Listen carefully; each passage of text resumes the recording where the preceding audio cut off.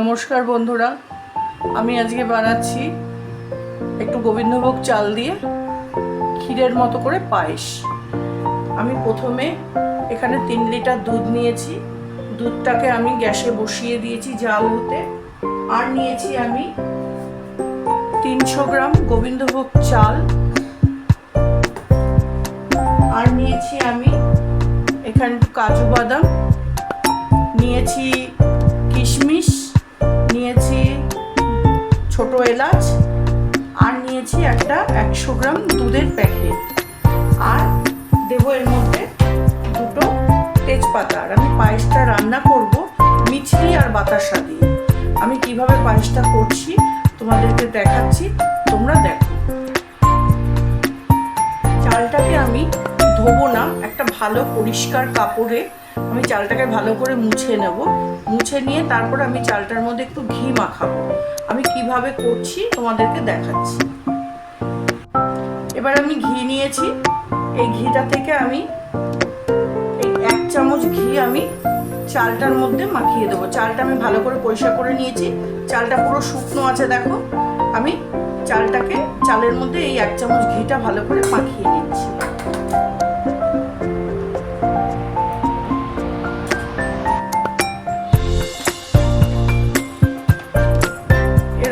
এইভাবে চালটাকে ঘি দিয়ে ভালো করে মাখিয়ে নেব।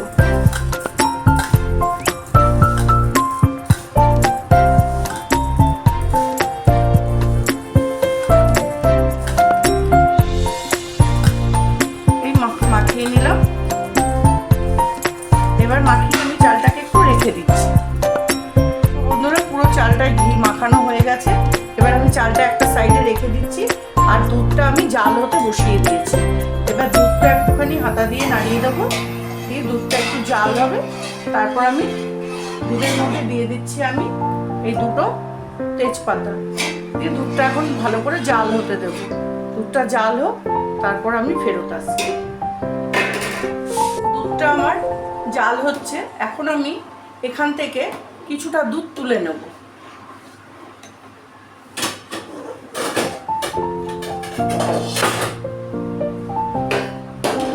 বন্ধুরা দেখো, আমি এখান থেকে কিছুটা দুধ তুলে নিচ্ছি।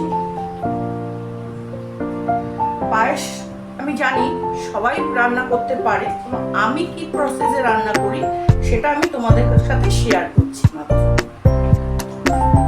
আমি এইভাবেই পায়েস রান্না করি, সেটা আমি তোমাদের সাথে একটু শেয়ার করলাম। আমি এতটা দুধ আমি তুলে নিলাম, নিয়ে আমি এটা সাইডে রেখে দিলাম। এই দুধটাকে আমি ক্ষীর বানাবো। এবার আমি এলাচ দানাগুলো বের করে নিয়ে ওর খোসাগুলো আমি দুধের মধ্যে দিয়ে দিলাম।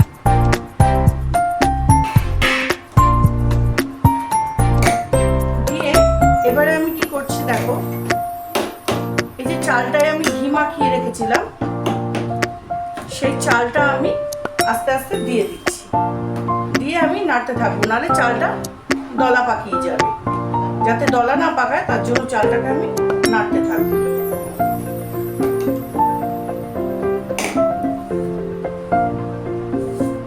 সম্পূর্ণ চালটা আমি দিয়ে দিলাম। এবার একটু চালটাকে সেদ্ধ হতে দেব।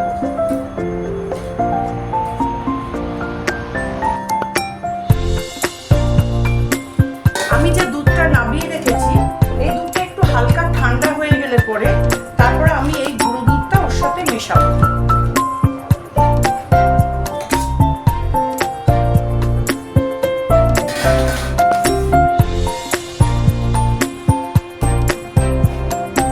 এবার চালটাকে একটু সেদ্ধ হয়ে যাবে, তারপর বাকি জিনিসগুলো আমি পায়েসের মধ্যে আমি দেব। আমি এইভাবেই পায়েসটা করি। সাধারণত চালের পায়েসটা আমি এভাবেই রান্না করি।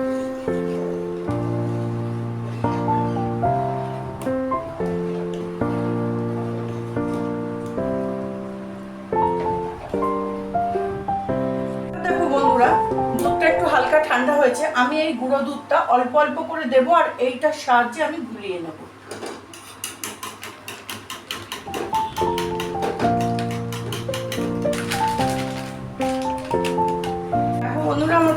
দুধটা গোলানো হয়ে গেছে।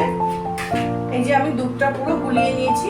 এবার আমি গ্যাসটা ধরিয়ে এই দুধটাকে লো টু মিডিয়ামের আছে পাশের বার্নারটাতে আমি এই দুধটাকে ক্ষীর হতে দেব। দুধটা এখন ক্ষীর হবে। ক্ষীরটার মধ্যে আমি একটু 2-3 চামচ মতো চিনি দিয়ে দেবো, যাতে ক্ষীরটা একটু মিষ্টি মিষ্টি ভাব লাগে। আমি 3 চামচ মতো একটু চিনি দিয়ে দিলাম। দিয়ে ক্ষীরটাকে ভালো করে আর একটু জাল করে নেবো। দেখো ক্ষীরটা প্রায় আমার হয়ে এসছে। দেখেছো কত সুন্দর ঘন ক্ষীরটা হয়ে গেছে। এটা আমি পায়েসের ওপরে, পায়েসটা কমপ্লিট হয়ে গেলে পরে তখন আমি ক্ষীরটা ওপরে দিয়ে দেবো। আর এদিকে আমার চালটাও প্রায় সেদ্ধ হয়ে এসছে। চালটাও আমার সেদ্ধ হয়ে এসছে। আর একটুখানি সেদ্ধ হলেই আমি এর মধ্যে মিছরিটা আর বাতাসাটা দিয়ে দেবো। হয়ে গেছে চালটা সেদ্ধ আমার। এবার আমি এর মধ্যে মিছরি আর বাতাসাটা দিয়ে দেবো। দেখো বন্ধুরা, এই যে এখানে আমি প্রায় 150 কি 200 গ্রাম মতো মিছরি নিয়েছি। এই মিছরিটা আমি পুরোটাই দিয়ে দেবো।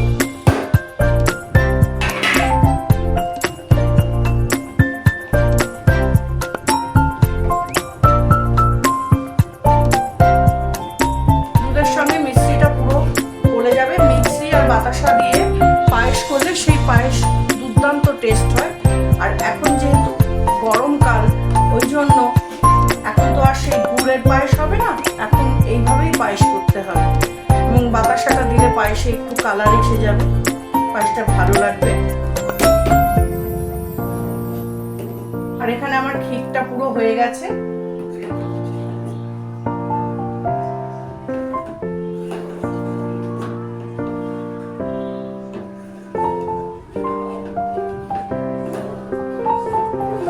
এবার আমি ক্ষীরটা বন্ধ করে দেবো।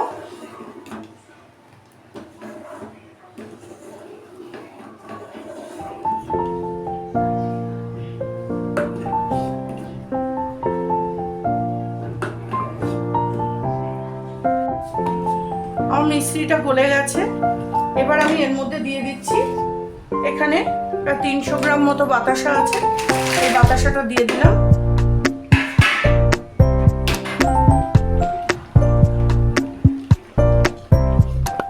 দিয়ে বাতাসাটা দিয়ে জাল হতে দিচ্ছি আমি। এখন পায়েসটা ভালো করে জাল হবে। আর দিয়ে দেবো আমি এর মধ্যে এই এলাচটা, যেটা গুঁড়ো করে রেখেছিলাম এলাচ দানাটা, এই এলাচ দানাটাও আমি দিয়ে দিচ্ছি পায়েসের মধ্যে। দিয়ে দিচ্ছি কাজু, দিয়ে দিলাম কাজু।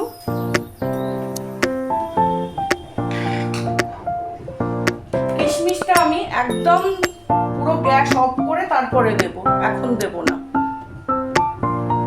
দেখো বন্ধুরা, পায়েসে বাতাসাটা গলছে আর সুন্দর দুধে একটা কালার চলে আসছে।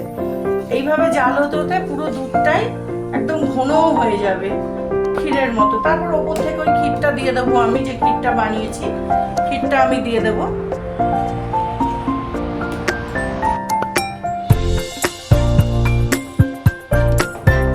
হয়ে আসার পর বাকি আছে কিশমিশটা। কিশমিশটা এখন আমি দেবো না, যদি কিশমিশটা টক হয় তাহলে কিন্তু দুধটা কেটে যাবে, ওই জন্য কিশমিশটা আমি লাস্টে দেব।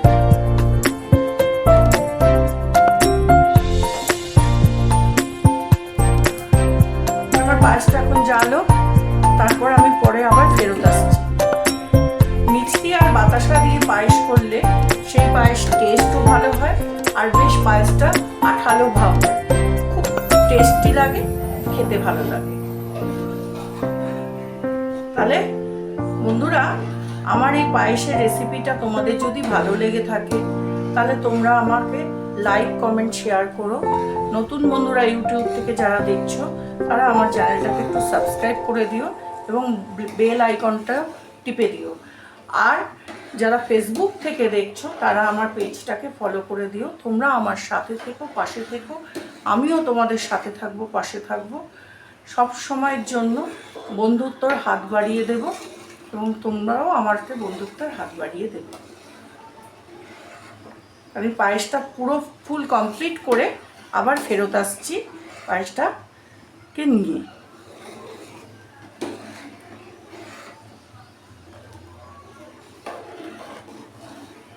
দেখো আমার পায়েসটা হয়ে গেছে, একদম ঘন হয়ে গেছে, বাকিটা ঠান্ডা হলে একেবারেই ঘন হয়ে যাবে। এবার আমি গ্যাসটা অফ করে দিচ্ছি, দিয়ে আমি এবার কিশমিশটা দিয়ে দিচ্ছি। এই কিশমিশটা আমি দিয়ে দিচ্ছি, গ্যাস অফ করে তারপরে কিন্তু কিশমিশটা দিচ্ছি।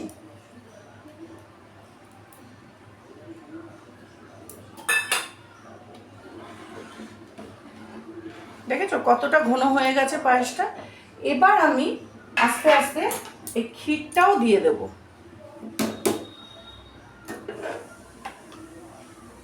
ক্ষীরটাও আমি আস্তে আস্তে এবার দিয়ে দেব।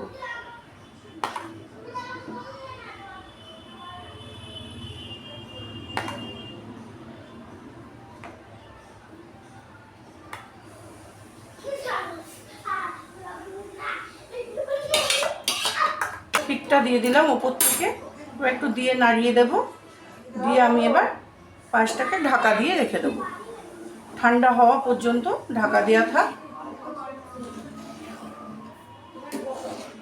দেখো পায়েসটা দেখতে কত সুন্দর হয়েছে। তাহলে আজকের মতো আমি আসবো আগামীকাল আবার অন্য কোনো একটা রেসিপি নিয়ে।